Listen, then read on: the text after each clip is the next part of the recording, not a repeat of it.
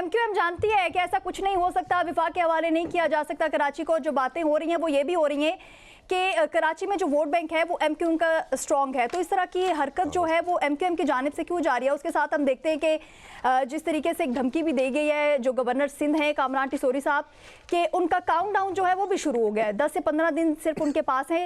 ये भी बताइएगा क्या उनको निकाला जा सकता है या सिर्फ धमकियां दी जा रही हैं एमक्यूएम को? अस्सलाम वालेकुम।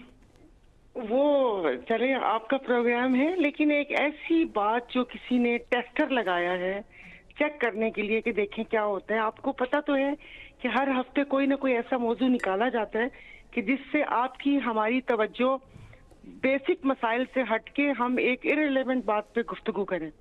बड़ा कि उससे पहले कहा सूबे बनाने ना, ये आमिर साहब को भेज दिया था, वो एक लैपटॉप लेकर आ गए थे और उन्होंने हिसाब किताब लगा के मुल्क में 22 सूबे भी बना दिए थे कुछ अर्सा पहले। फिर अलीम खान जो अपनी सीट भी नहीं जीते, किंग्स पार्टी में गए, उसके बाद उनको पता नहीं कहाँ से सीट मिल गई और वो अपनी क्या कहते हैं जमीनें और अपने प्लॉट छुड़वाने में लगे थे। वो भी बता रहे थे कि ये सूबे जरूरी है।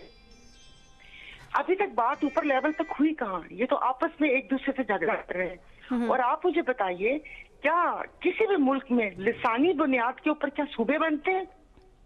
जो आइन में लिखा हुआ है, मैं तो नहीं समझती कि इस मुल्क में कोई आइन और कानून है, लेकिन जो भी एक किताब लिखी हुई है उस किताब के हिसाब से इनको करारदाद पेश करनी है जो कि 2/3 अक्सरियत से पास हो।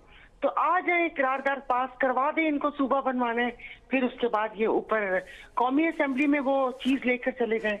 खाम इन्होंने 4-5 नीचे वालों को छोड़ दिया कि जाओ ये बहस करो। एक सोशल मीडिया पे तूफान बदतमीजी बरपा है।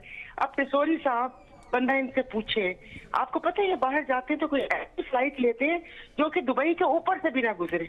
बैरिस्टर गौहर कहते हैं कि मैं हमेशा वहां पर जाता हूं, जब भी मुलाकात का दिन होता है मैं वहां पर जाता हूं, जब मुलाकात की इजाजत नहीं दी जाती तो मैं वहां से वापस आ जाता हूं। लेकिन अब सोशल मीडिया जो है उसके जरिए जो बहुत सी खबरें जो है वो फैल रही हैं, प्रोपेगेंडा है या क्या है, आप क्या समझती हैं ये हो क्या रहा है? कल वाकई सोशल मीडिया पे खुद नहीं मिले या उन्हें फिर मिलने नहीं दिया गया?